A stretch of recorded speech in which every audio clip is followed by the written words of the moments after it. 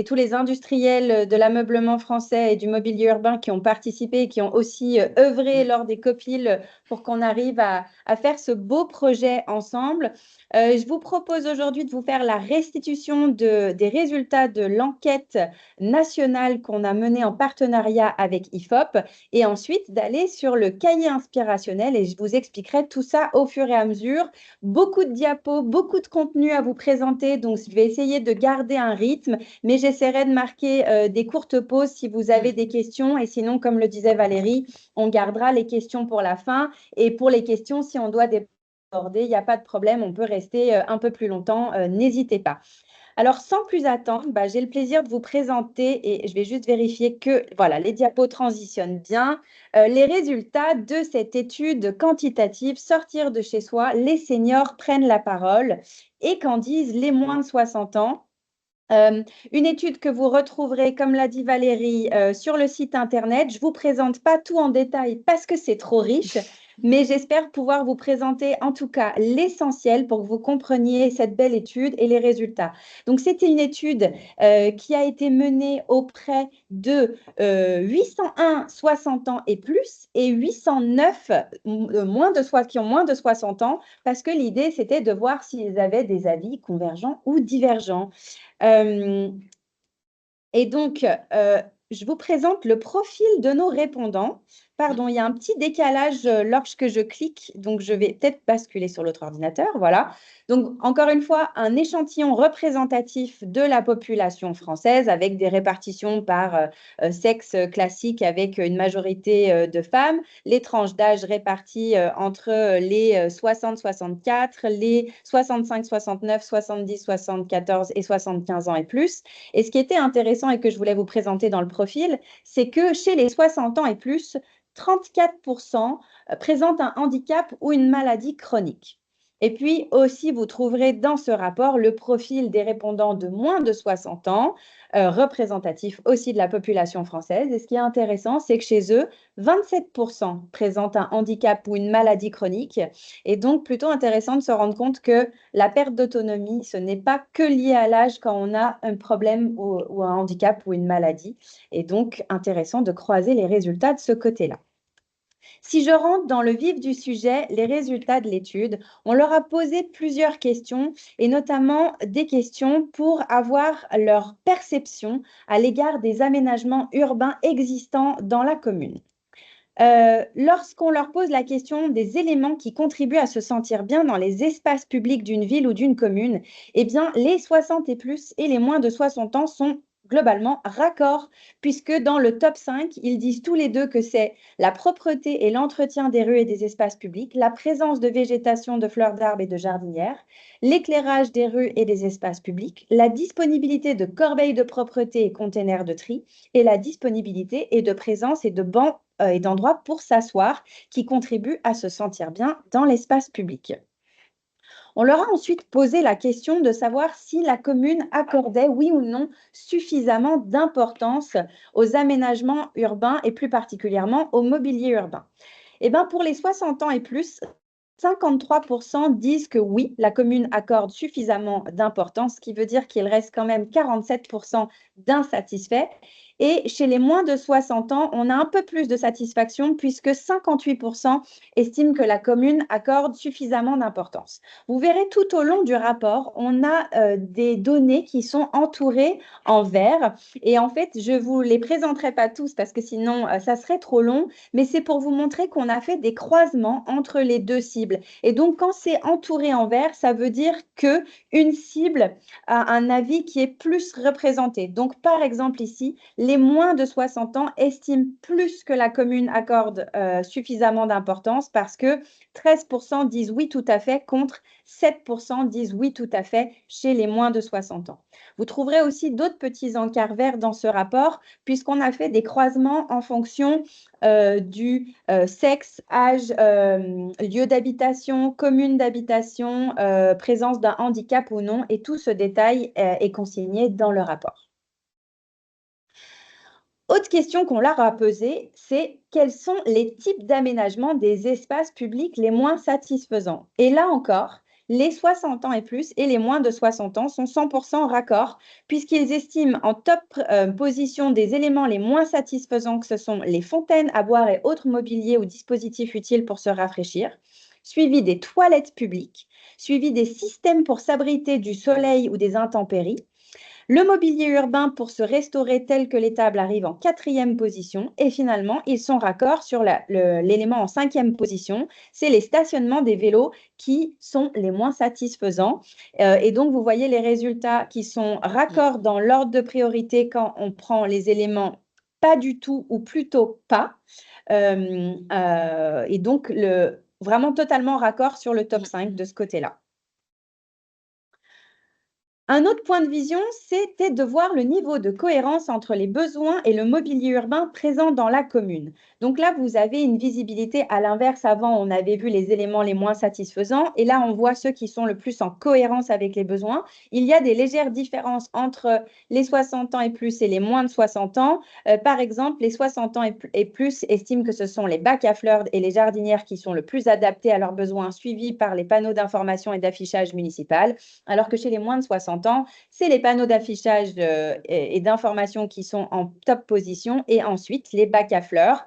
Ensuite, ils accordent un peu plus d'importance, enfin pas d'importance, mais il y a une meilleure cohérence de leurs besoins sur les parcs à vélo, les bornes et les potelets, les cendriers, les bancs, banquettes par rapport à l'avis des 60 ans et plus.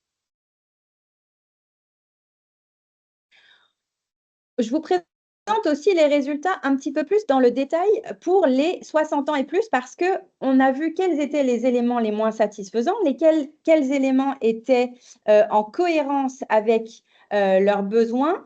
Et puis, on a aussi posé la question s'ils devaient être repensés ou améliorés dans leur ergonomie, ce que vous voyez en gris clair, ou s'ils doivent être améliorés car ils sont vétustes ou pas entretenus.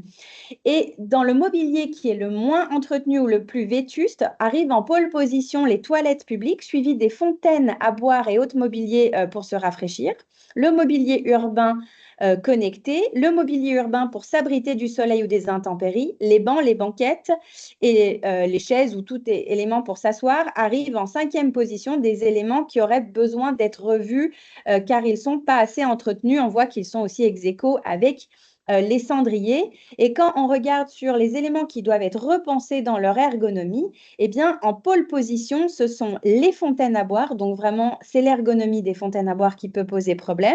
Et le mobilier urbain aussi, pour s'abriter du soleil, a besoin d'être revu dans son ergonomie selon les 60 ans et plus. Chez les 60 ans et moins, on est à peu près raccord, en tout cas sur les éléments qui sont vétustes ou qui doivent être mieux entretenus, et c'est toujours les toilettes qui arrivent en pole position. Des petits changements, mais ensuite arrivent en 2e position les bancs, les banquettes. Le mobilier urbain connecté arrive en 5e position et non pas en 2e position comme pour les 60 ans et plus. Les fontaines et autres dispositifs pour se rafraîchir. Et puis le mobilier urbain pour s'abriter du soleil ou des intempéries. Les moins de 60 ans estiment que c'est le mobilier urbain connecté et le mobilier pour s'abriter du soleil et des intempéries qui doit être revu dans son ergonomie, en tout cas dans le top 2. Ce qui est intéressant aussi, c'est dans ces mêmes données, dans cette question, on leur a posé la question, est-ce qu'il était existant ce mobilier urbain? Eh bien, on voit que le top 5 du mobilier inexistant dans les communes, en premier sont les fontaines à boire et autres mobiliers utiles pour se rafraîchir, le mobilier urbain connecté, d'où peut-être la problématique qu'ils sont une insatisfaction et qu'ils disent qu'il est vétuste ou qu'il doit être repensé dans son ergonomie, suivi ensuite des cendriers, le mobilier urbain pour s'abriter du soleil et des intempéries et les toilettes publiques. Donc vraiment, ce top 5 du mobilier qui, selon eux, est inexistant ou en tout cas qu'ils ne le voient pas assez.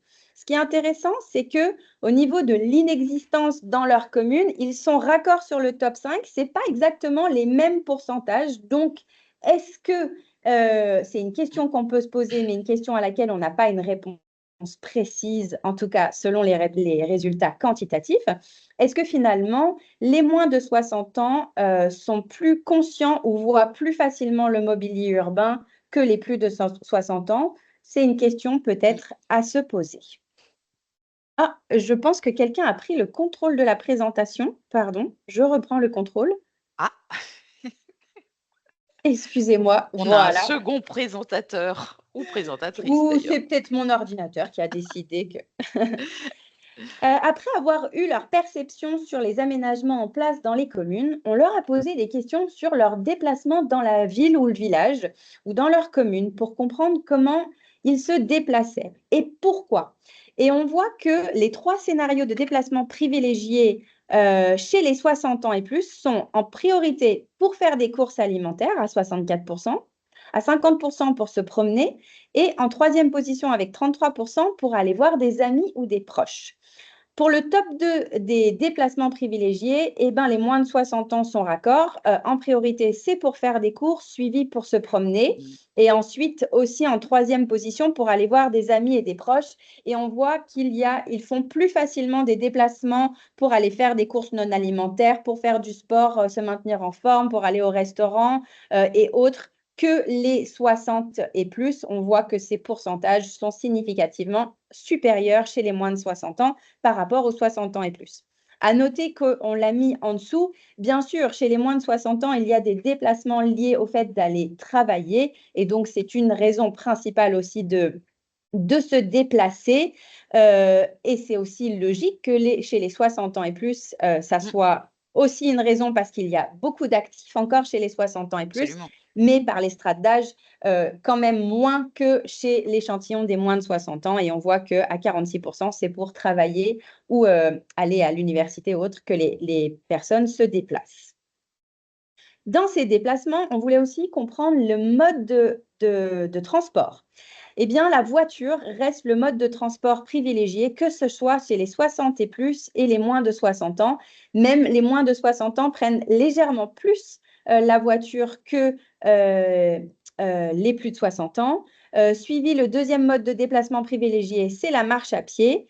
Ensuite, on voit bien que les moins de 60 ans prennent beaucoup plus les transports en commun, le vélo, qu'il soit un vélo classique ou électrique, ou la trottinette, que les 60 ans et plus. On a voulu croiser ces modes de déplacement avec les scénarios de déplacement. Et on voit que dans le scénario de déplacement privilégié qui est pour faire des courses alimentaires, que ce soit les 60 ans et plus et les moins de 60 ans, ils privilégient la voiture. D'ailleurs, les seniors, pour le coup, prennent même plus la voiture pour faire des courses alimentaires que les moins de 60 ans, alors que les moins de 60 ans, ils vont prendre un peu plus les transports en commun que les 60 ans et plus. Pour aller voir des amis et des proches, là aussi, c'est la voiture qui est le mode de transport privilégié. On voit une augmentation de la marche et des transports en commun. Et finalement, pour se rendre sur leur lieu de promenade, on voit que les seniors privilégient vraiment la marche et donc la voiture est plus laissée de côté, alors que les moins de 60 ans, eux, privilégient les transports en commun pour aller sur leur lieu de promenade. Et ensuite, pour travailler, raccord tous les deux, c'est la voiture qui est le mode de transport privilégié. Globalement, les mêmes pourcentages pour ceux qui le font à pied ou qui utilisent les transports en commun. Je bascule sur les questions plus spécifiques en lien avec le mobilier urbain, des questions qu'on leur a posées. Et on leur a posé la question des éléments qui pouvaient améliorer l'expérience quotidienne des espaces. Alors, on voit qu'ils sont quand même raccords, en tout cas sur le top 1. Vraiment, un élément qui améliore l'expérience quotidienne, c'est la disponibilité et présence de bancs et d'endroits pour s'asseoir, notamment quand on regroupe les résultats de beaucoup, un peu. Mmh. Pour les 60 ans et plus, arrive en deuxième position les toilettes, suivi de la troisième position la présence de mobilier urbain pour s'abriter du soleil ou des intempéries. En quatrième position, davantage de fleurs et d'espaces verts. Et en cinquième position, pour améliorer l'expérience quotidienne des espaces publics, c'est d'avoir Mmh. davantage de lieux de convivialité en extérieur. Pour les moins de 60 ans, en deuxième position, c'est la présence de mobilier urbain pour s'abriter des intempéries. Davantage de fleurs et d'espaces verts arrivent en troisième position. Davantage de lieux de convivialité en extérieur, ça arrive en 4e position. Et en 5e position, les moins de 60 ans estiment qu'il est important d'avoir des corbeilles de propreté et de conteneurs de tri, mais aussi ex aequo avec la présence de fontaines pour se rafraîchir. On voit qu'ils sont plutôt raccords dans les pourcentages dans les 2 échantillons cibles. Et ce qui était intéressant, on voulait aussi vous représenter. Globalement, c'est la même question, mais quand on prend vraiment que le contribue beaucoup et pas juste un peu, on reste à peu près raccord sur les éléments qui sont mis en évidence avec pour les seniors la disponibilité et présence d'endroits pour s'asseoir et la présence de toilettes et le mobilier pour s'abriter des intempéries. Arrive en 5e position, qui contribue beaucoup aussi, c'est des zones piétonnes bien délimitées. Donc, à prendre en considération cette notion de sécurité pour les seniors. Et puis, si on fait le total beaucoup un peu, c'est aussi raccord pour les moins de 60 ans, mais ressort aussi davantage de transports en commun plus pratiques et plus fréquents en 2e position par rapport à si on regroupe le beaucoup et un peu. Si on passe à l'autre question qui est les éléments qu'il faut développer pour favoriser les rencontres et les échanges. On a vu que ça contribuait beaucoup pour eux. Et donc, qu'est-ce qu'il faudrait faire? Et il faut plus d'espace de repos en commun. Et là, les moins de 60 ans et les plus de 60 ans sont raccords. Ils sont raccords aussi sur le fait qu'il faut des zones de pique-nique avec des tables et des bancs et des aires de jeu pour les enfants. Les moins de 60 ans réclament aussi plus d'installations sportives en plein air avec une proportion plus importante que pour les moins de 60 ans. Si je bascule sur le mobilier urbain ayant le plus d'utilité, ils sont raccords sur le fait que ce sont les toilettes publiques qui ont le plus d'utilité pour eux, suivi pour les seniors qui sont le mobilier de repos tel que les bancs, les assises et les banquettes. En 3e position pour les 60 ans et plus, les corbeilles de propreté et containers de tri, puis les éclairages et les systèmes pour s'abriter. Pour les moins de 60 ans, en 2e position arrivent les éclairages. En 3e position, raccord avec les 60 ans et plus, les corbeilles de propreté. En 4e position, c'est le mobilier de repos tel que les bancs et les assises. Et en 5e position, les fontaines à boire et dispositifs pour se rafraîchir qui, pour eux, ont le plus d'utilité. On voit qu'ils sont quand même globalement raccords, des pourcentages pas très distincts entre les 2 échantillons. C'est plus des différences entre le top 5 que dans les éléments en tant que tels, même si on voit quand même, là, il y a un peu plus d'importance accordée sur les fontaines à boire pour les moins de 60 ans que pour les plus de 60 ans.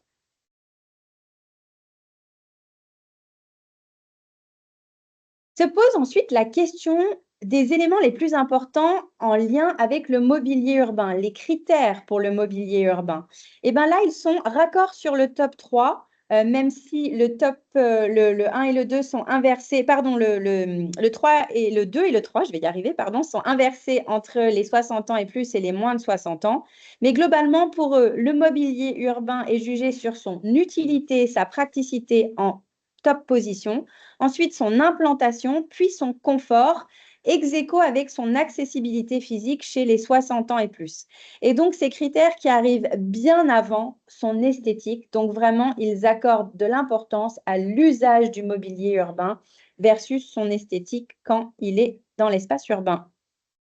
Les améliorations prioritaires du mobilier urbain pour les piétons, eh bien, pour eux, c'est en priorité les toilettes publiques, les bancs, les banquettes et endroits pour se promener, les trottoirs et accès facilité pour les personnes à mobilité réduite et la présence d'ombrières ou d'abris végétalisés pour se protéger du soleil ou des intempéries et d'avoir des fontaines à eau le long du parcours quand on se déplace à pied. Si je bascule sur les améliorations prioritaires du mobilier urbain pour les cyclistes, eh bien pour eux, c'est des pistes mieux définies et mieux protégées. Et les 60 ans et plus et les moins de 60 ans sont raccords. Ensuite, il faut une meilleure signalétique des pistes cyclables et des assises et endroits pour se reposer, pour faire une pause le long des parcours, en tout cas pour les 60 ans et plus, alors que pour les moins de 60 ans, pour les déplacements à vélo, c'est davantage d'arceaux, de parcs à vélo sécurisés et des abris pour vélo qui arrivent en 2e position. Si je bascule maintenant sur les déplacements en voiture, les améliorations prioritaires, ce sont bien sûr d'avoir des places de stationnement supplémentaires dans les centres, mais bon, ce n'est pas forcément quelque chose qu'on peut résoudre avec le mobilier urbain, mais en tout cas, c'est important de le prendre en considération dans les avis des usagers. D'avoir des parkings relais à l'entrée des villes et des villages, ça c'est important, que ce soit pour les 60 ans et plus ou les moins de 60 ans. Mais aussi, ils estiment qu'il faut avoir des abris de protection du soleil ou les intempéries à proximité des parkings qui arrivent en troisième position. Et chez les moins de 60 ans, l'éclairage aussi a une grande importance pour eux, un meilleur éclairage des voies de circulation. Finalement, quand on regarde les améliorations prioritaires du mobilier urbain pour les usagers de transport en commun, on voit que pour les 60 ans et plus, en priorité, c'est des abribus et des stations confortables et accessibles, des assises pour l'attente et une meilleure information pour les voyageurs. Chez les moins de 60 ans, ce qui est le plus important aussi, c'est d'avoir de l'assise pour l'attente. Du coup, en deuxième position pour eux, c'est des abris de protection du soleil ou des intempéries. Et ensuite, des abribus confortables et accessibles qui arrivent. Non, pardon, une meilleure information pour les voyageurs qui arrivent en troisième position. Et les abribus confortables et accessibles arrivent en quatrième position pour eux. Alors, c'est vrai que j'ai été vite dans ces résultats, mais vraiment, vous les retrouverez tous en ligne et on a tellement d'informations à vous partager. Mais en tout cas, juste pour vous refaire une petite conclusion sur ces résultats que je vous ai présentés, eh bien, contrairement à ce que l'on peut penser, c'est qu'il y a énormément de points de convergence entre les besoins des 60 ans et plus et des 60 ans et moins. Selon leur point de vue, la propreté et la présence de végétation dans les espaces publics leur permet de se sentir bien. Les toilettes sont un élément qui est le plus utile, mais aussi l'élément qui doit être amélioré en priorité. C'est un élément qui améliore l'expérience quotidienne et contribue à se sentir bien dans les espaces publics d'une ville ou d'une commune. La présence de bancs et d'endroits pour s'asseoir permet de profiter de l'espace public et ils les classent tous deux dans le top 5 du mobilier ayant le plus d'utilité. Ils accordent de l'importance à la présence de mobilier urbain pour s'abriter du soleil ou des intempéries et les classent en troisième position. Ils s'accordent sur le besoin de lieux de convivialité et sur le mobilier urbain à développer en priorité pour favoriser les rencontres et les échanges, qui sont en top 3 des espaces de repos communs, des zones de pique-nique avec des tables et des bancs et des aires de jeu pour les enfants, croisés aussi avec les aires sportives pour les 60 ans et moins. Les plus et les moins de 60 ans privilégient l'usage du mobilier urbain aux considérations d'esthétique, avec les critères les plus importants pour eux qui sont l'utilité, la praticité, puis l'implantation et le confort du mobilier urbain. Ils sont unanimes sur le top 4 des éléments les moins satisfaisants et plutôt raccord sur leurs raisons d'insatisfaction.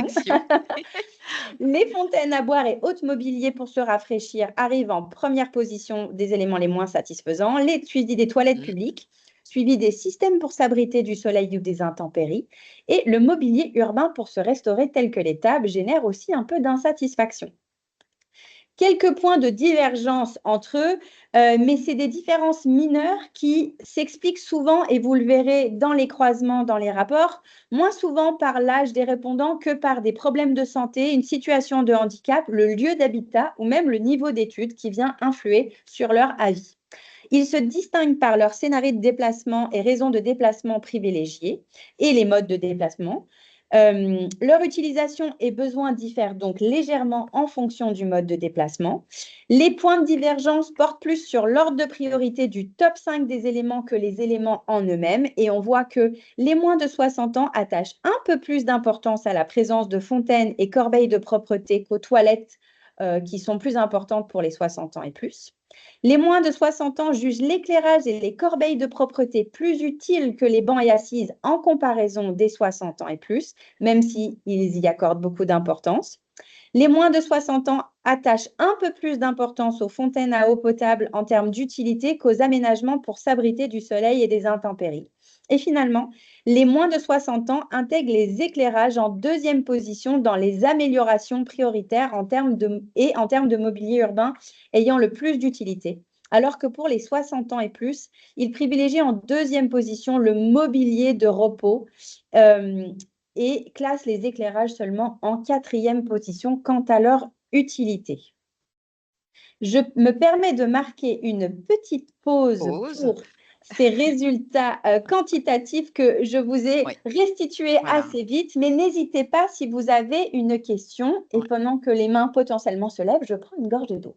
Mais oui, oui. Alors, vous l'avez vu, hein, c'est une synthèse et un extrait du premier rapport de la partie quantitative, mais elle est beaucoup plus explorée et on a représenté là les principaux éléments que l'on souhaitait mettre en perspective, pardon. Et vous aurez tout le détail de l'étude qui est beaucoup plus riche que ça, mais ça demande beaucoup plus de temps. Nous allons bientôt passer à la partie qualitative, cette fois-ci, qui est passionnante et qui a été également élaborée avec l'aide de Guillaume et de Kids. Et vous allez le voir, des beaux croquis, des belles pistes de développement produit vont vous être présentées. Merci Valérie. Et en effet, donc là, je vous ai présenté les résultats qui comparent l'avis des 60 ans et plus et l'avis des 60 ans et moins. Mais dans les documents qui seront sur le site de l'ameublement français, vous retrouvez non seulement les résultats pour ces deux cibles, mais aussi un rapport qui va beaucoup plus dans le détail pour l'avis des plus de 60 ans avec différents croisements. À la fois un rapport très détaillé, mais aussi le rapport graphique illustré qui est un petit peu plus digeste à lire. Et en effet, comme le dit Valérie, eh bien, toute cette étude et cette richesse de données quantitatives nous ont permis de nous poser d'autres questions que nous avons voulu creuser avec les usagers sous des ateliers qualitatifs pour vraiment dire, OK, selon l'avis de la population française, voici les éléments qui ressortent, mais concrètement, qu'est-ce que ça veut dire et comment il faut les retransformer. Donc, c'est pareil, c'est assez dense. Je vais vous présenter ces résultats de l'étude qualitative avec les différentes thématiques et vous retrouverez tous ces documents sur le site de l'ameublement français. À noter que quand on a fait cette étude et aussi l'étude quantitative et l'étude qualitative, on a été faire un petit peu de benchmark d'études qui existaient précédemment. Parce qu'il y a quand même pas mal de choses qui ont été faites et notamment, il y a beaucoup d'études qui sont conduites et vous le verrez après, mais il y a des études qui ont été faites par l'ameublement français, donc l'étude Kantar qui date de 2017 sur l'avis des Français sur l'aménagement de l'espace urbain. Mais dans cette étude, la question n'avait été posée qu'aux résidents des villes de plus de 10 000 habitants, alors que nous, dans notre étude, vraiment, c'était toute taille de ville, même les plus petites communes étaient incluses, ce qui était aussi intéressant pour avoir l'avis des personnes qui ont un flux de déplacement peut-être d'une commune rurale vers la ville. Il y a aussi cette étude que vous pouvez retrouver la richesse avec Demain la ville de dehors. Il y avait l'étude Futur urbain du FCBA où il y avait de la déambulation dans la ville de Nantes. Vous retrouverez aussi dans ce benchmark le guide mondial des villes amies des aînés et le baromètre des villes amies des aînés avec ce que veulent les vieux. Et là, c'était vraiment le son de cloche des seniors, de quoi ils ont besoin. Idem pour le guide d'usage de la ville de Pau. Et c'est vrai que nous, dans notre étude, on a voulu aller plus loin parce que souvent, on distingue les besoins des seniors donc des 60 ans et plus, et de ceux des moins de 60 ans. Et vraiment, cette étude nous a montré qu'ils étaient quand même avec des petits points de divergence, mais plutôt raccords. Donc finalement, si on développe des espaces urbains pour les seniors, ça peut être utile. Et donc, comment est-ce qu'on développe ces espaces urbains? Eh bien, c'est ces questions-là qu'on a creusées avec des usagers. Comment on a fait cette méthode qualitative? Eh bien, on a conduit 3 focus group en extérieur, des focus group de 3 heures avec un panel de 8 participants à chaque fois, des participants aux profils variés qui étaient autant avec des profils de 60 ans et plus, mais aussi des profils de moins de 60 ans.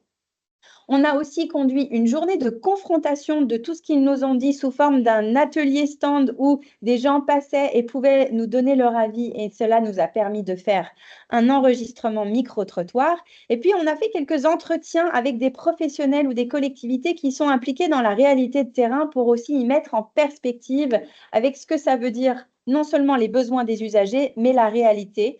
Donc, on a pu impliquer au total 46 personnes dans ces ateliers pour vraiment creuser ce qu'on avait vu dans les résultats quantitatifs.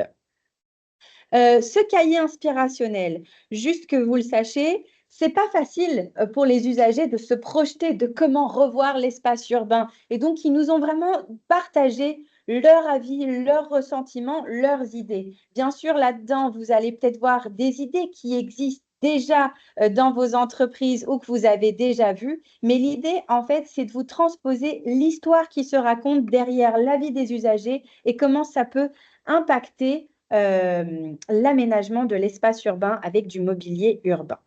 Et donc, comme je vous disais, juste pour vous montrer un exemple, quand on a fait ces ateliers, il y avait une balade urbaine. Vous retrouverez dans le rapport des photos et des éléments sur les différents ateliers conduits. Et les ateliers ont été faits dans la région de la Haute-Savoie, en périphérie d'Annecy. Vous retrouverez aussi dans ce cahier inspirationnel le guide de lecture et comment vous saisir de ce cahier inspirationnel. C'est ce que je vous disais, quelle histoire se raconte. Et sans plus attendre, je vous propose de vous présenter les inspirations par thématique. Et je vais commencer par le mobilier de repos et les assises. À chaque fois, et je n'aurai pas le temps de basculer dessus parce que c'est trop riche, ce qu'on vous a mis dans ce cahier inspirationnel, en fait, c'est un résumé des principaux résultats de l'étude, à la fois de ceux de résultats de l'étude que je viens de vous présenter avant.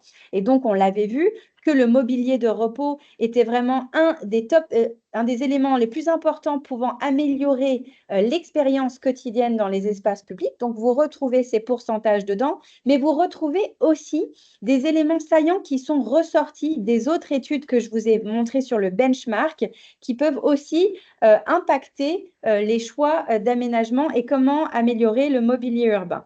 Donc, je ne vais pas les refaire dessus, mais vous trouverez à chaque thématique les repères selon les études. Et puis, une diapo sur les précisions sur les besoins avec quelques verbatims. Donc, chaque thématique en a une. Et en tout cas, pour les bancs et les fauteuils, ce qu'ils nous ont dit, c'est « je peux m'asseoir où je veux, quand je veux, en détournant l'usage de petits murets ou de bords ». Donc, plutôt intéressant. Pour eux, mon père ne peut utiliser la plupart des bancs, ils sont trop bas pour lui. Il fait souvent une pause à la pharmacie dont les fauteuils sont assez hauts. Avoir de la diversité et du choix au même endroit, c'est top. Donc finalement, quelles sont vraiment les problématiques pour les usagers en termes d'assises? Eh bien souvent, c'est l'emplacement qui est mal choisi ou l'environnement de proximité qui n'est pas adapté. On va voir pourquoi. Le manque d'entretien du mobilier urbain et sa vétusté a un impact sur l'usage. La manière et forme importante, la matière et les formes est très importante pour eux. On va voir après sur les diapos. L'accessibilité du mobilier et son confort sont parfois perfectibles et c'est du mobilier qui a généralement du mal à s'adapter aux conditions changeantes météorologiques notamment. Ils ont un besoin de variété et ils ont un besoin de convivialité. Alors, qu'est-ce que ces usagers nous ont raconté? Eh bien, pour la convivialité, vraiment, ils ont besoin d'avoir plusieurs assises et des assises qui sont disposées en rond, pas que alignées, des assises qui peuvent peut-être, c'était leur idée, pivoter ou se tourner.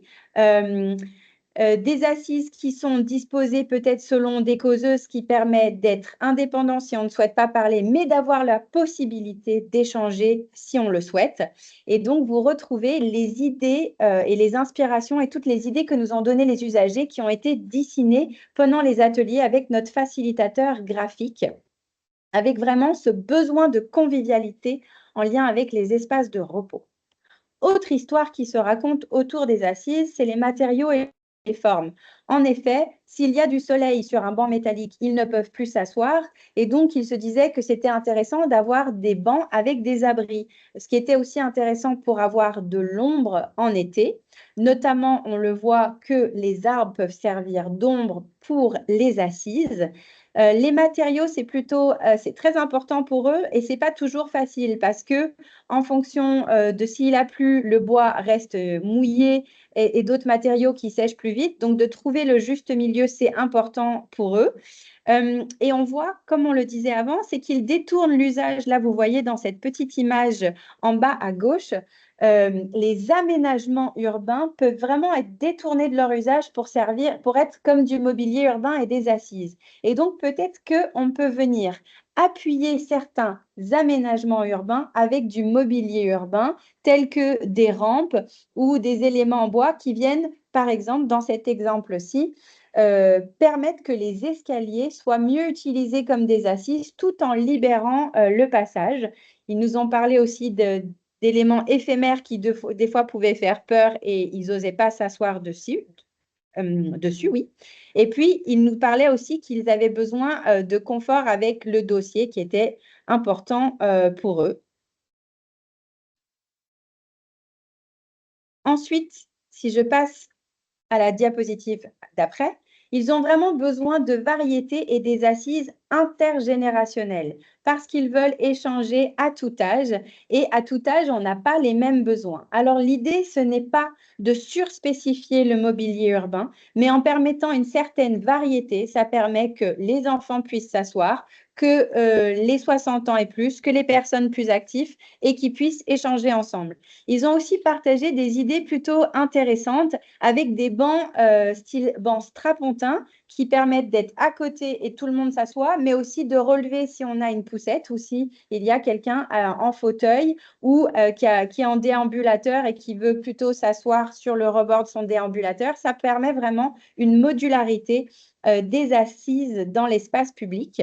Voilà. Et donc, les points de vigilance pour cette variété, quand on implémente des assises dans l'espace urbain, c'est de prendre en considération les aménagements dont l'usage peut être détourné et servir d'assise.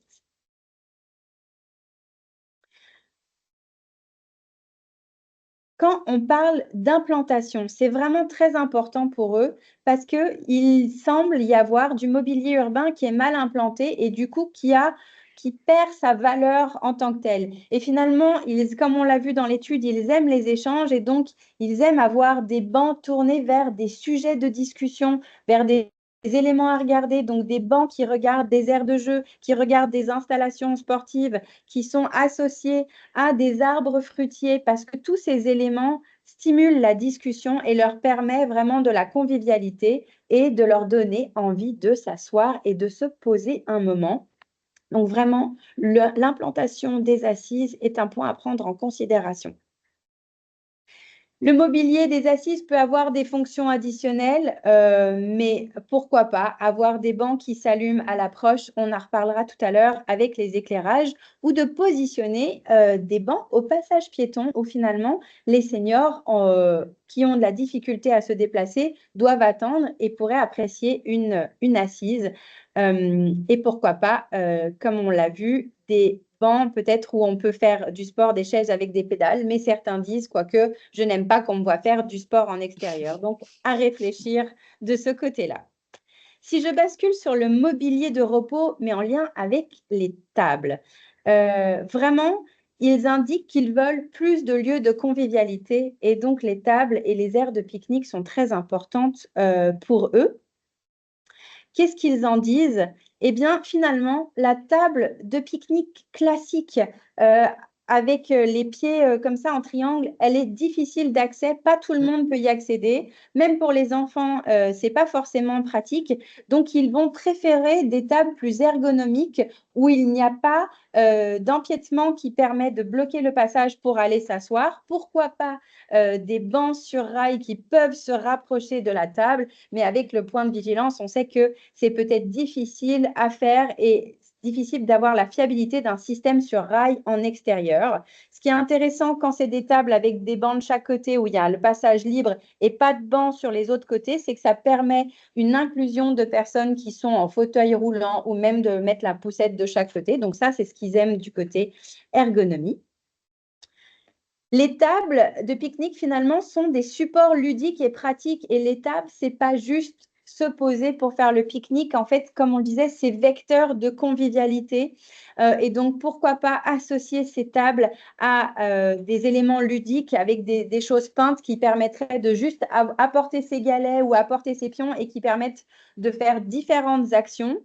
Pourquoi pas aussi associer des petites tablettes ou d'autres fonctions aux chaises parce que Quand ils viennent se poser dans l'espace public, c'est plutôt intéressant de pouvoir poser sa gourde, son livre, son sac, pour vraiment passer du temps dehors et en profiter. Pourquoi pas avoir des petits crochets d'accroche pour un sac sur les bancs ou les chaises, notamment, surtout par exemple si le sol est mouillé, c'est ce qui leur permettrait de plus pouvoir profiter de cet espace public.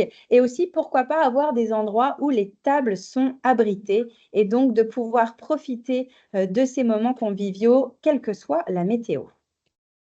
Si j'avance sur les fontaines à boire et autres mobiliers, la principale problématique qui est revenue, c'était leur ergonomie et puis le fait qu'il en manque. Et donc finalement aussi, il y avait la problématique de se dire, est-ce qu'on peut boire? Est-ce que c'est de l'eau potable? On pense pour les fontaines à boire. Si on pense à des dispositifs pour se rafraîchir, certains nous ont dit, bah, finalement, aujourd'hui, si on veut des brumisateurs, il suffit d'aller à grands frais. Donc, ce n'est pas forcément des brumisateurs qui les intéressent le plus, mais plutôt la fontaine à eau où ils peuvent remplir leur gourde parce que souvent, les 60 ans et plus emmènent leurs petits-enfants et finalement, les petits-enfants leur piquent la gourde pour boire de l'eau. Ils aiment ces fontaines qui sont quand même un très bel objet et ils ont un attachement avec, on va dire, la solidité, l'esthétique en fonte. Et surtout, il y a cette notion d'hygiène aussi qui ressort. Alors, qu'est-ce qu'ils nous ont exprimé comme besoin? Le besoin de pouvoir recharger sa gourde. On sait que c'est une difficulté, que ce n'est pas toujours possible pour les collectivités et d'afficher que c'est des fontaines à eau potable. Donc, il y a à voir comment on peut mieux travailler là-dessus.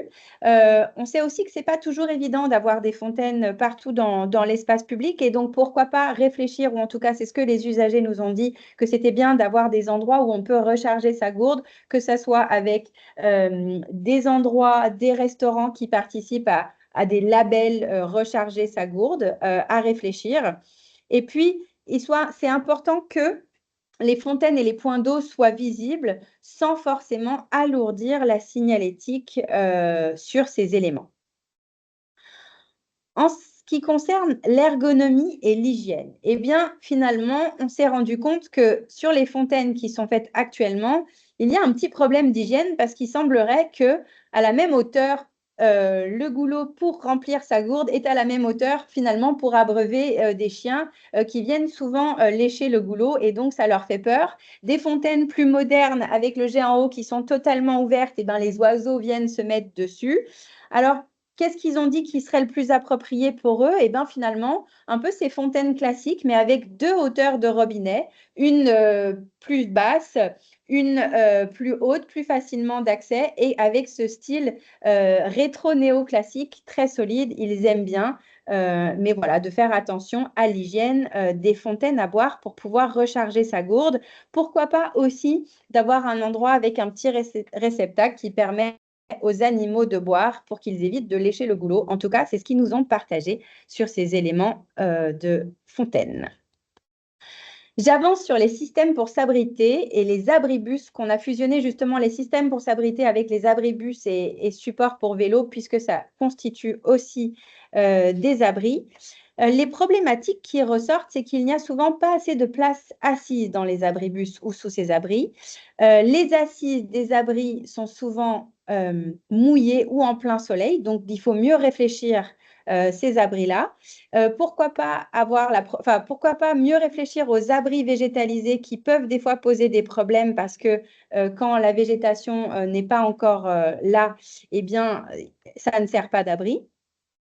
Ce dont ils ont besoin, de l'ombrage pour se mettre à l'abri de la chaleur et du soleil, des ombrages qui sont aussi esthétiques. Il y a cette notion de concurrence avec les arbres. Donc finalement, là où c'est possible, les arbres servent d'ombrage, mais on sait que ce n'est pas toujours possible. Il y a des attentes de convivialité en lien avec ces abris et des abris plus largement dimensionnés. Alors, qu'est-ce qu'ils nous ont partagé comme idée? Eh bien, une attente plus confortable. Donc, sur les abribus, finalement, ils ont dit, les vitres, c'est bien, mais ça apporte de la chaleur, c'est pas évident. Donc, peut-être plutôt privilégier des abris plus grands avec d'autres matières qui vraiment permettent de s'abriter. Quand il y a les abribus, eh bien, oui, il y a un abri, c'est bien, mais quand le soleil tourne, finalement, l'abri, il est en plein soleil. Donc, pourquoi pas réfléchir à mettre des assises strapontins des deux côtés, ou en tout cas, multiplier ça sur les abribus, d'avoir plus de place. Et puis, c'est assez confortable pour eux d'avoir des abris sur les endroits pour garer le vélo, notamment quand il pleut, c'est plus facile pour l'attacher ou pour le récupérer. Les abris, pour eux, c'est aussi synonyme de convivialité et ils ont besoin de convivialité à l'ombre et à l'abri. Donc, ils veulent des abris pour les bancs, comme on l'a vu sur les tables, des endroits pour s'abriter avec les tables. Les kiosques, on le verra après, finalement, sont des éléments très demandés, mais qui sont aussi des lieux propices à s'abriter ou à passer un bon moment ensemble à l'ombre ou à l'abri des intempéries. Et puis, dans l'espace public, c'est comment apporter de l'ombre, que ce soit de l'ombre végétalisée avec des arbres ou soit avec d'autres dispositifs de mobilier urbain qui permettent d'être beaucoup sous un endroit abrité. Ils nous ont dit des points de vigilance. Ils ont vu dans le mobilier urbain ou des choses qu'ils ont vues des fois sur des abribus qui ressemblaient à des éléments un peu à un parasol. Pour eux, c'est un gadget qui n'apporte pas vraiment de valeur ajoutée. Donc, soit c'est vraiment un grand élément qui fait vraiment de l'ombre ou pas juste un petit parasol qui n'est pas suffisant sur certains éléments. L'éclairage public. Alors, l'éclairage public a une grande importance et notamment, ça intervient avec un sentiment de sécurité. Et donc, les usagers nous ont parlé beaucoup de choses, nous ont partagé, pardon, beaucoup de choses sur les éléments de sécurité et notamment d'apporter de la sécurité dans les déplacements. Pour eux, c'est important que l'éclairage s'éteigne en lien avec les normes et les sauvegardes d'énergie et pour l'écologie. Néanmoins, sur certains passages, ils s'éteignent trop tôt et il y a des lieux où c'est vraiment très important qu'il y ait un éclairage propice, et notamment pour les passages piétons, que ce soit pour les usagers à pied ou les personnes en véhicule, l'éclairage du passage piéton est vraiment très important pour eux pour que les véhicules voient les personnes qui traversent ou que les personnes voient bien le passage piéton à traverser. Idem, le passage piéton, ils nous ont partagé cette idée comme potentiellement lieu de convivialité, entre guillemets, mais lieu de convivialité, pourquoi? Parce qu'on voit souvent les problèmes, notamment avec les jeunes ou avec d'autres, où on oublie de s'arrêter à un passage piéton. Il y a bien sûr les bornes, ou des fois il y a les passages piétons avec les feux, mais finalement, d'avoir un passage piéton qui a du mobilier urbain, tel un éclairage et un banc, un éclairage qui s'allume quand on approche, ou une bibliothèque à livres, ça permet de sécuriser ces déplacements et de forcer les gens à s'arrêter au passage piéton avant de traverser.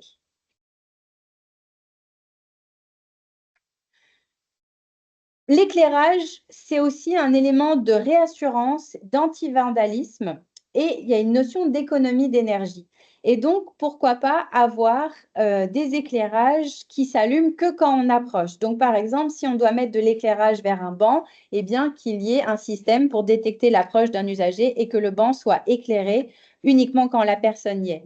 Les abris à vélo, les usagers trouvent ça très important et très intéressant qu'ils soient éclairés, notamment quand le vélo s'approche, parce que c'est plus facile pour attacher son vélo quand on est hors du moment de soleil, on va dire, hors du jour, et que ça soit tôt le matin ou tard le soir.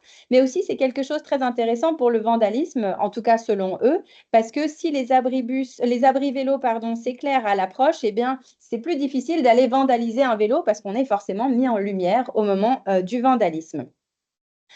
Idem, voilà, donc certains bancs ou peut-être des éclairages au niveau des poubelles, mais vraiment de l'éclairage qui s'allume quand on approche.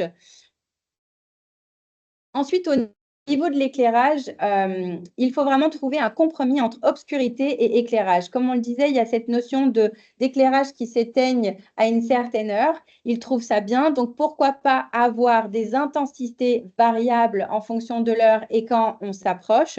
Et puis, il y a quelque chose qui vraiment est plus plébiscité et qu'on le voit qui monte en charge et pour les collectivités et pour les usagers, c'est cette notion de trame noire. Les trames noires pour notamment les amateurs d'astronomie ou pour l'écologie, donc d'avoir des lieux où il n'y a pas d'éclairage, mais pour autant, comment on fait pour se repérer? Et d'avoir potentiellement des marquages au sol ou du mobilier phosphorescent, pour eux, c'est un bon compromis et c'est très intéressant. Et notamment, la phosphorescence peut aussi être un moyen de rapporter de la sécurité dans certains déplacements. On l'a vu dans nos ateliers, des points de route où il n'y avait pas de trottoir et on devait passer sur la route. Et pour eux, ça serait des idées vraiment appropriées pour certains endroits. Donc vraiment quelque chose, la phosphorescence qui a du mérite à être développée, mais avec les points de vigilance de ne pas en mettre trop et de ne pas en mettre de partout non plus pour que ça ne devienne pas quelque chose qui est enfin, que la ville ne devienne pas un élément phosphorescent en continu. Je continue et je fais juste une petite pause en même temps pour dire que voilà, que toutes ces images ont été développées par Kids et que Guillaume n'hésite pas à ajouter des éléments si j'en oublie au passage dans la présentation. C'est parfait, Kathleen, merci. Au niveau de la signalisation et des installations de régulation de la circulation, eh bien, ils nous ont partagé quand même pas mal de choses et c'était plutôt intéressant d'avoir leur avis. Et puis, dans les verbatims, en tant que locaux, on ne s'en sert pas forcément, en tout cas en parlant de la signalisation. Et le manque de poubelles se fait particulièrement ressentir quand on se traballe un sac rempli de crottes pour son chien. Eh bien, c'est en lien avec la signalisation. Pourquoi? En fait, il y a à la fois un manque et un manque et trop de signalisation. Donc, à des moments, la signalisation est marquée omniprésente et jugée moche et fait une pollution visuelle. Et à des moments, ils n'en ont pas assez pour se repérer. Et que finalement, on voit un petit peu des avis différents entre les personnes qui fréquentent et qui habitent le quartier ou les personnes qui viennent visiter le quartier. Mais une chose est sûre, c'est que pour les plus de 60 ans, c'est des fois plus difficile de se repérer et donc la signalétique est importante. Au niveau de la signalétique, il y a souvent des confusions entre les toilettes et les panneaux pour les ascenseurs. On va le voir après. Et puis, finalement, les potelets mobiles ne sont pas toujours bien vus, donc ont besoin d'être mieux signalés. Et aussi, ils ne sont pas toujours stables. Donc ça, c'est des problématiques qui sont remontées. Et donc, finalement, ils ont des besoins de signalétique qui est visible de près et de loin, mais sans créer une pollution visuelle d'avoir de la signalétique de partout. Certains dispositifs ont besoin d'être plus visibles. Il y a vraiment une importance sur la signalétique et les installations de régulation pour la sécurité. La signalétique doit vraiment apporter de l'information et être bien placée.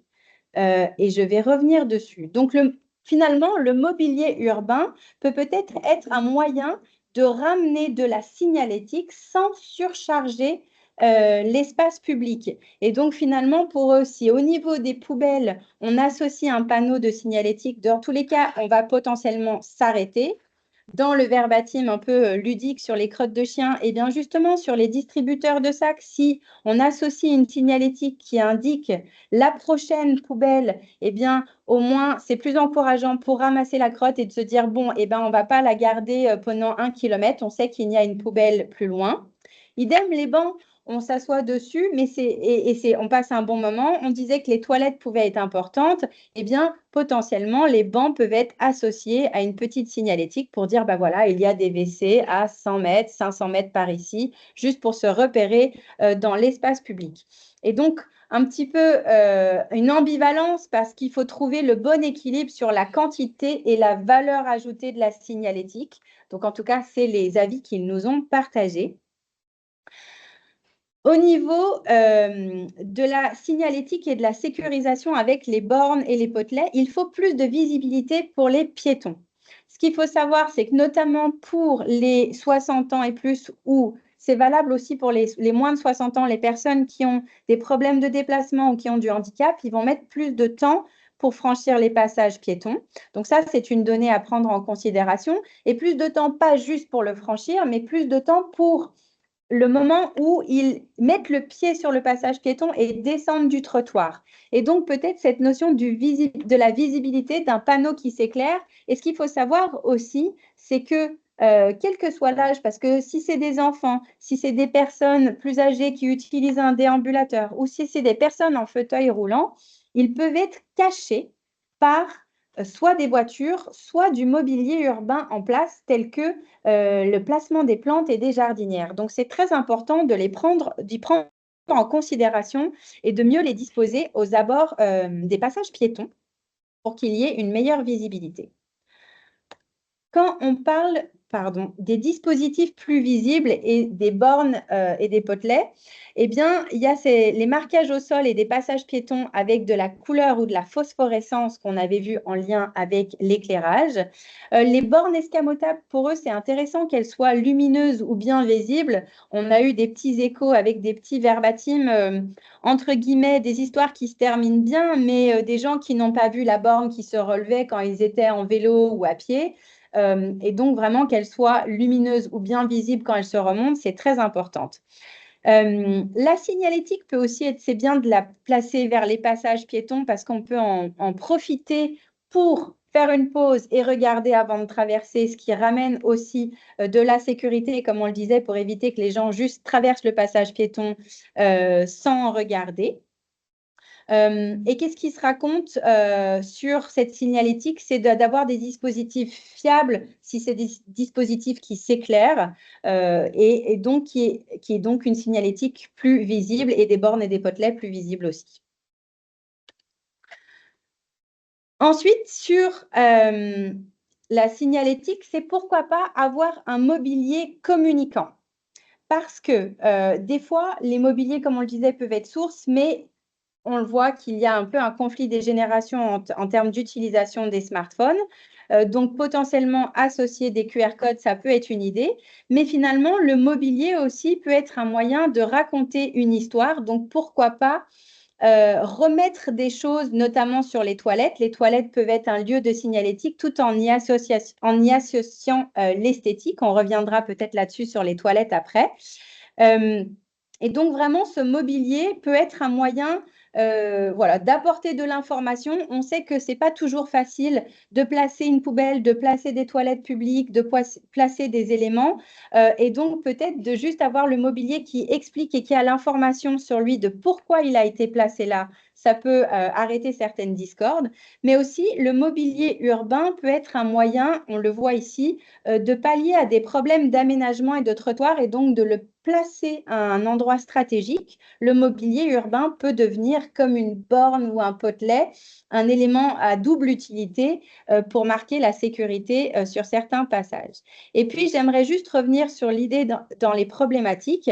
Eh bien, la disposition de cette signalétique et des bornes et des potelets a vraiment son importance pour faciliter la circulation. Comme on le disait, s'il y en a de partout, eh bien, pour des vélos ou des fauteuils ou des poussettes, on n'arrive plus à passer. Je bascule maintenant. Oui, je me pardon, permets, vas-y, Guillaume. je me permets, pardon, Kathleen, l'idée aussi des flashcodes éventuellement sur des mobiliers, c'était aussi de pouvoir faire remonter de l'information aux collectivités.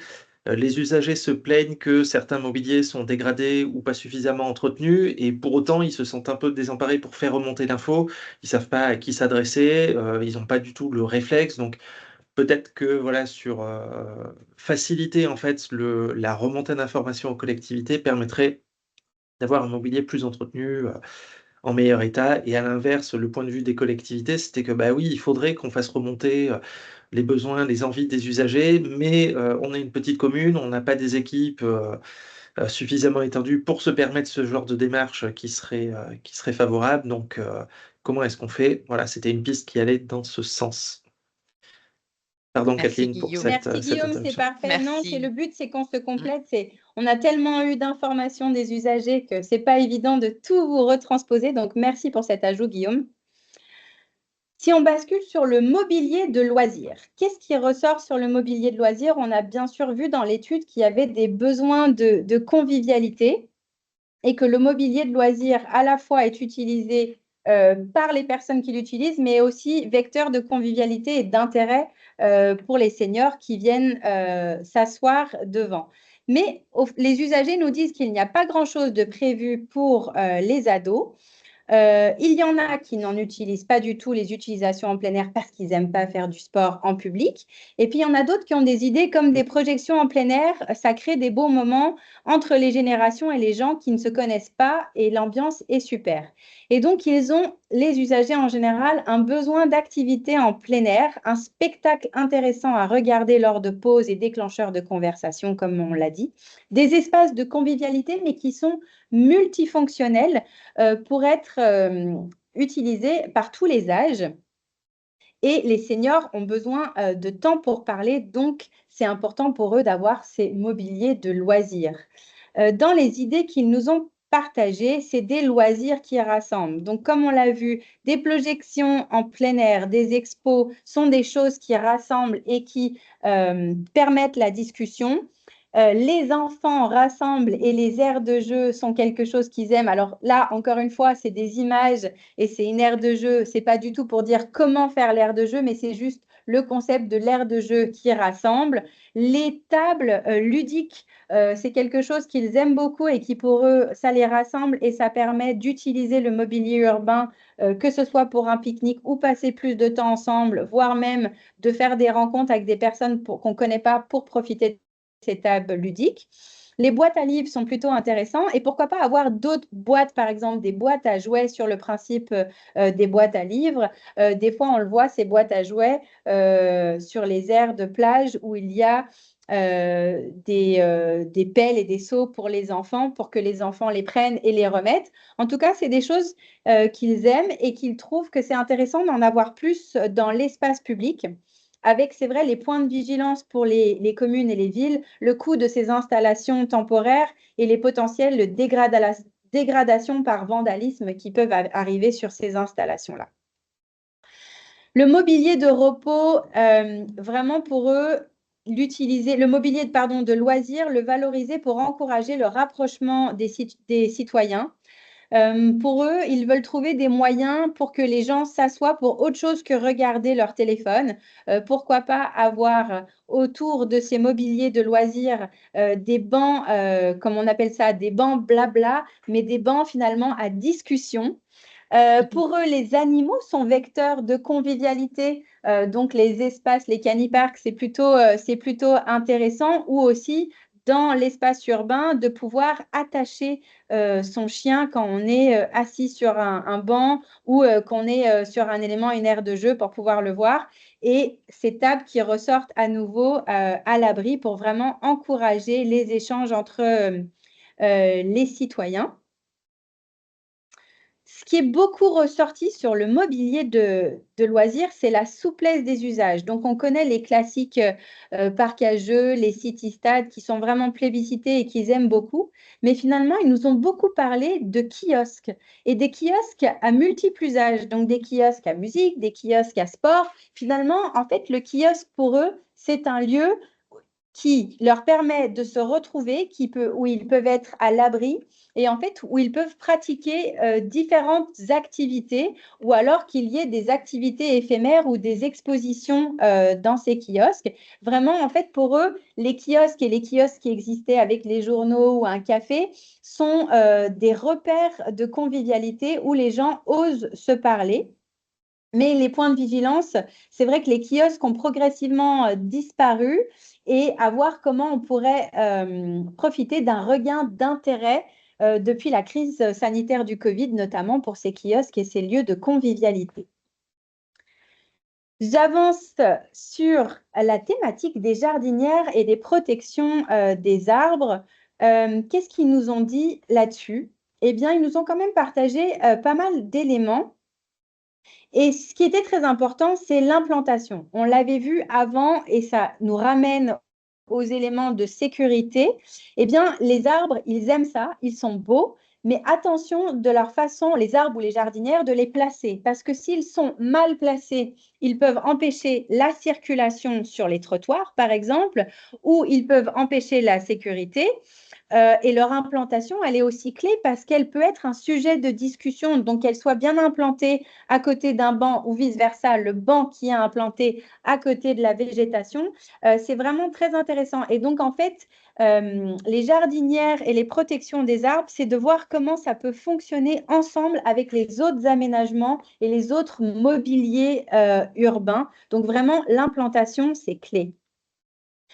Les arbres, pour eux, eh ben, c'est le meilleur mobilier pour s'abriter du soleil et parce qu'en été, ils ont des feuilles, en hiver, ils perdent leurs feuilles et donc ils laissent passer le soleil en hiver.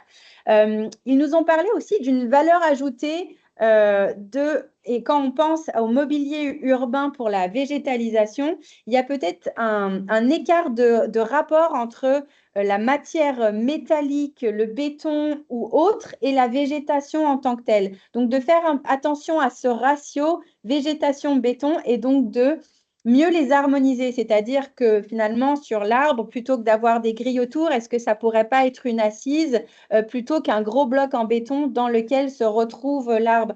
Et ça permet de mieux utiliser l'espace. Et vraiment, ils aiment ces arbres dans l'espace public. Et pour eux, les arbres sont bien plus efficaces que des brumisateurs pour avoir de la fraîcheur. Je bascule. C'est vrai que le mobilier urbain est très riche et il y a énormément d'éléments. Et donc, les corbeilles de propreté et containers de tri. Qu'est-ce qu'ils nous ont dit sur ces éléments-là? C'est qu'ils en avaient besoin dans l'espace public et ça contribue à se sentir bien. Certains disent qu'ils sont prêts à porter leurs déchets plus d'une heure s'il le faut. D'autres, notamment quand c'est des mégots de cigarettes, ils se disent 30 secondes avant que je le jette. Donc finalement, pareil, il y a besoin d'un équilibre, d'avoir plus de poubelles et de containers de tri et de cendriers à disposition, mais on sait aussi qu'il y a ce problème pour les collectivités de la collecte des déchets et de ne pas en mettre trop dans l'espace public. Et donc, il faut avoir un bon rapport de ce côté-là. Finalement, pour le coup, les poubelles, quand on vient creuser dans le Cali, contrairement à ce qu'il disait dans le Canty, où l'esthétique n'est pas très important, pour les poubelles, il y a un côté avec des gros guillemets esthétique qui est important, mais c'est de l'esthétisme pour une bonne visibilité. Il y a la difficulté. Dans les villes, il y a plusieurs types de poubelles. On ne sait pas forcément les repérer. Elles n'ont pas toutes la même couleur, d'où potentiellement l'importance d'associer une signalétique avec ces poubelles. Ou si justement, dans un espace, les poubelles dans une ville ont une certaine couleur, alors que dans une autre ville, une autre couleur, pourquoi pas dire sur le plan des villes, eh bien, ici, dans notre ville, les poubelles sont de telle couleur. Les poubelles, c'est très important de bien les placer pour qu'elles soient visibles, mais pas qu'elles encombrent la circulation ou les trottoirs. Donc, plutôt la coller à un panneau de signalisation ou à un arbre plutôt que de la mettre en décalé, ça pourrait favoriser le passage, en tout cas sur les points de vigilance, sur sa visibilité et son esthétisme de ce côté-là. Les poubelles, comme on le disait, ça revient surtout sur les cendriers ou pour les crottes des animaux, jetées ou emportées. Et bien finalement, ils ont besoin quand même de ces cendriers.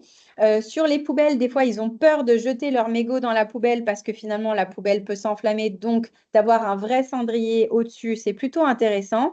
Et pourquoi pas aussi avoir plus de sachets pour garder ces mégots des distributeurs un peu sous le même format que pour les sacs pour les crottes des animaux, mais là pour les cendriers. Alors on sait qu'on ne peut pas avoir plein de petits dispositifs métalliques ou autres, mais ça pourrait être des sachets plastiques ou carton qui encouragent les usagers à garder leurs mégots dans la poche et aussi avoir la signalétique sur ce distributeur pour dire eh bien, la prochaine poubelle est à temps de mètres pour les encourager à ne pas jeter leurs mégots par terre. En tout cas, c'est ce que les usagers nous ont partagé.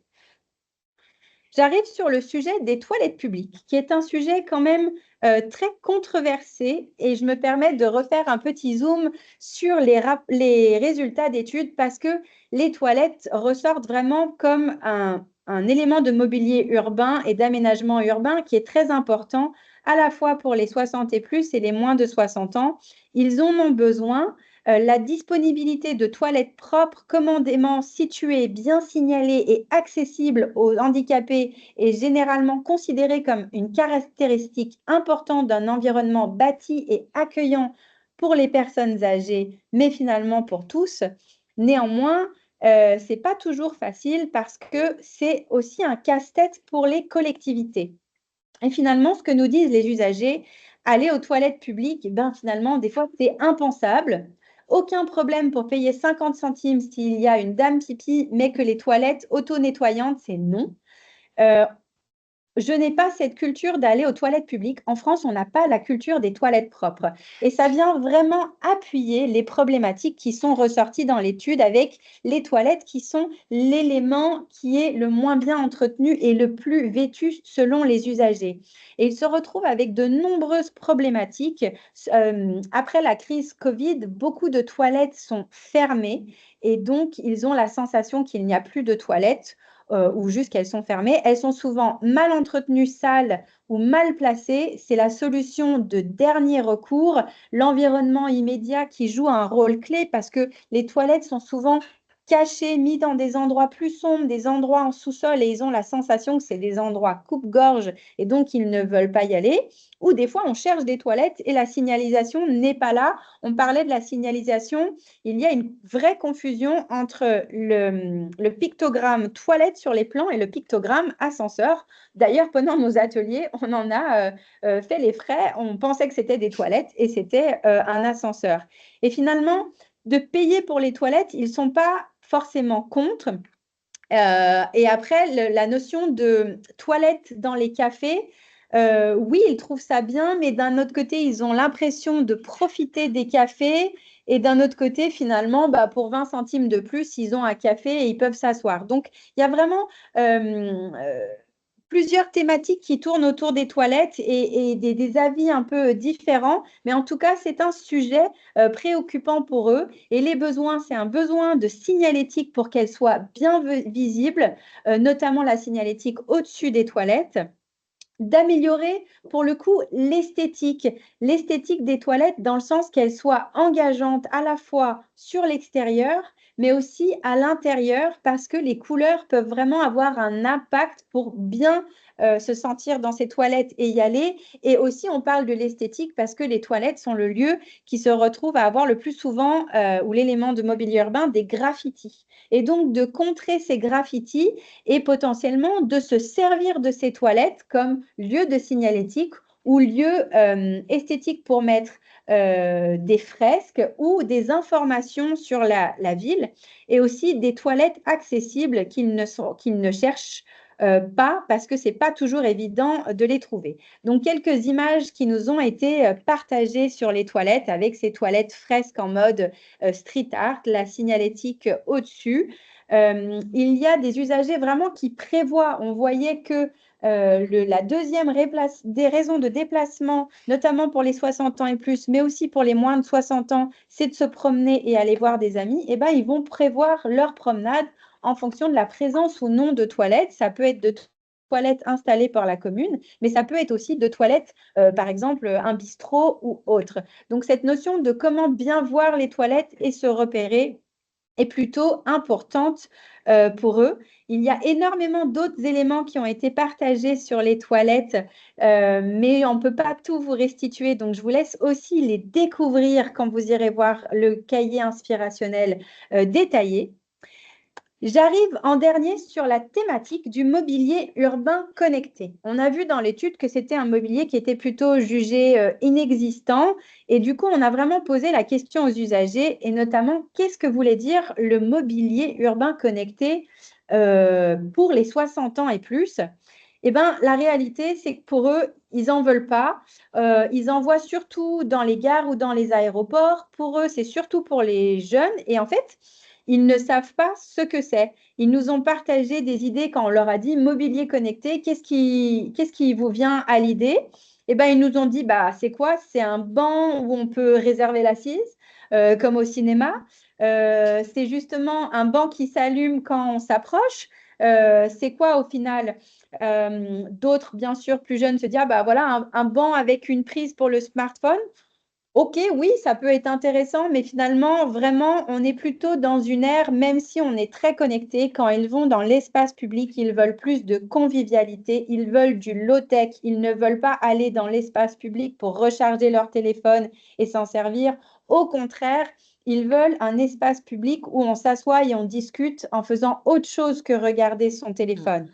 Pourquoi pas dans le mobilier connecté avec des guillemets, avoir ce mobilier communicant qui raconte une histoire ou qui permet du géofencing ou quelque chose et qui explique pourquoi la commune a choisi de placer cette poubelle parce que 15 personnes passeront devant et se dira mais pourquoi elle a été placée là, c'est pas adapté. Ben, en fait, ça a été réfléchi plutôt dans cet esprit-là que vraiment du mobilier connecté en tant que tel pour charger son smartphone. Alors, je suis bien consciente que je vous bombarde beaucoup d'informations, beaucoup de dessins. C'est pas facile de tout faire tenir en une restitution en 1 heure et demie. Mais finalement, en bref, qu'est-ce qui ressort de cet atelier Cali? Vraiment, au-delà des attentes exprimées pour chaque catégorie de mobilier urbain, les seniors interrogés et les personnes interrogées s'entendent globalement sur le fait qu'il faudrait augmenter la présence de certains types de mobilier trop rares, tels que les assises, les toilettes et les fontaines à eau notamment, qui ont besoin d'être présents et disposés d'une certaine manière. Leur implantation est clé, que ce soit leur implantation en termes de disposition pour faciliter la convivialité ou leur implantation pour avoir un sujet de discussion. Ils ont des attentes de convivialité sur l'espace public pour faciliter notamment des échanges intergénérationnels. Et ils ont besoin de confort et de variété, mais du confort sur la praticité et de la variété des assises parce que on ne s'assoit pas tous pour la même raison dans l'espace public avec cette petite citation verbatim d'un usager qui dit « Je veux et je peux m'asseoir où je veux, quand je veux, en détournant l'usage de différents éléments ». Qu'est-ce qu'il ressort d'autre de cette étude? Eh bien, il y a beaucoup de choses qui existent. Globalement, vous avez vu sur les dessins, la quasi-totalité des idées proposées par les seniors existent déjà sur le marché parce que c'est très difficile pour les usagers de se projeter et de vraiment réinventer des pépites. Mais en tout cas, l'histoire qui se raconte derrière tous ces dessins, c'est comment eux perçoivent l'espace public et les aménagements et comment ils sont saisistes et qu'il y a vraiment des attentes prioritaires des usagers qui ne convergent pas toujours avec le choix des collectivités qui ont forcément leurs propres critères et de nombreuses contraintes à prendre en considération, que ce soit le coût de maintenance, des détournements d'usage, des vandalismes, et qui ont un accès à l'information qui n'est pas toujours évident. Quand on a fait des entretiens avec les collectivités ou architectes paysagistes, des fois sur un appel à projet, ils n'ont que 20 minutes pour choisir le mobilier quand ils le mettent dans le projet. Ils ne connaissent pas toujours les ressources, donc de faire connaître le mobilier urbain qui correspond à ces besoins, c'est très important pour les collectivités, ça leur facilitera les aménagements et donc il y a vraiment une opportunité de pouvoir collaborer tous ensemble, usagers, entreprises, collectivités, architectes paysagistes, ceux qui font les aménagements des espaces urbains pour se rapprocher au plus proche des besoins des usagers et d'avoir des villes et des espaces urbains de demain en cohérence avec les besoins et les attentes des usagers. Et puis, pour finir sur cette restitution, avant de vous laisser la parole aux questions, j'aimerais finir sur la petite vidéo de micro-trottoir qui illustre la vie des usagers, que j'espère va démarrer. Elle marchait et j'espère que vous l'entendez. Parfait. Est-ce que vous entendez le son? Oui, parfait.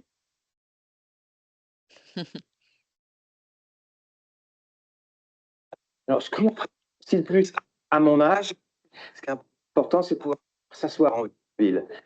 S'asseoir en ville et poser le dos. C'est des personnes qui ont besoin de faire du lien, qui ont besoin de parler, qui ont... Il y a un retour, Kathleen. super, merci.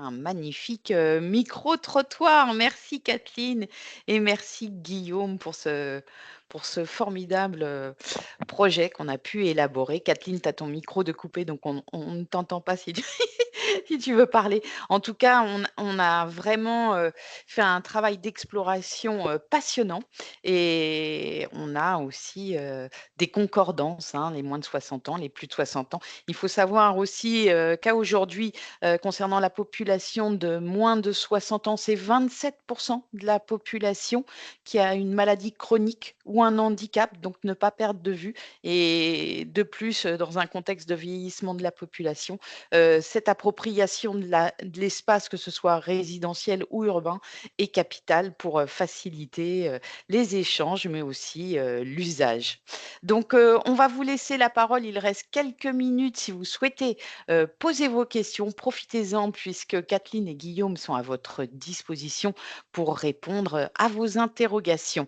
Alors, je sais que Gilles Roumégous et Maxime Lévesque et Patrice Chevalier sont aussi avec nous, des industriels du mobilier urbain, si je ne me trompe pas. Donc, peut-être avez-vous un petit mot à dire ou des questions à poser ou une appréciation à nous faire partager? Oui, Maxime Lévesque de Place Eco.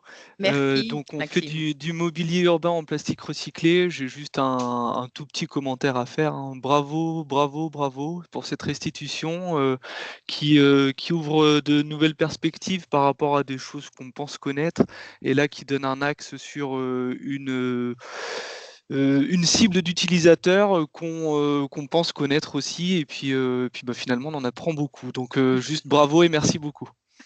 Merci Maxime Merci pour beaucoup, Maxime. pour votre témoignage. Peut-être un petit mot de Gilles. Gilles, vous souhaitez réagir aux propos de Maxime? Est-ce que vous avez le même sentiment? Est-ce que cette étude vous sera précieuse? Oui, de toute façon, c'est toujours intéressant. Donc, effectivement, il y a beaucoup de chiffres, il y a beaucoup de choses à regarder. Bon, on rentrera un peu plus dans le détail, voilà. Dans une deuxième lecture, j'aurais envie de dire. Mais effectivement, il y a des choses intéressantes. Il y a certaines choses que, bon, techniquement, tout ça, moi, j'aurais tendance à pas trop adhérer. Mais voilà, sur des propositions faites par des usagers. Mais bon, ça, c'est mon avis personnel. Et donc, on regardera ça un peu plus attentivement en interne chez nous, chez l'université. Voilà. Eh ben, avec grand plaisir. Cette étude est faite pour ça. Peut-être, Laurence, souhaites-tu dire un petit mot, puisqu'on aura une prochaine réunion le 10 décembre prochain avec le groupement des mobiliers urbains et effectivement, tu es responsable de ce collectif, donc peut-être ton avis, puisque tu découvres la restitution aussi. Oui, d'abord, merci encore une fois pour ce travail très riche. Moi, je pense que ce qui sera important pour le groupement, ce sera de communiquer sur les résultats de ces travaux, de communiquer auprès de la cible, c'est-à-dire en majorité les collectivités, C'est ça. et de faire connaître un peu ces attentes d'utilisateurs. Et donc, ce sera tout le travail qu'on mènera en 2025 Voilà. avec le groupement urbain pour partager, faire savoir toute la richesse de cette étude et vraiment en tirer la substance moelle pour vraiment passer des messages, quoi. Voilà. Merci beaucoup, Laurence. Est-ce que vous Merci. avez des questions?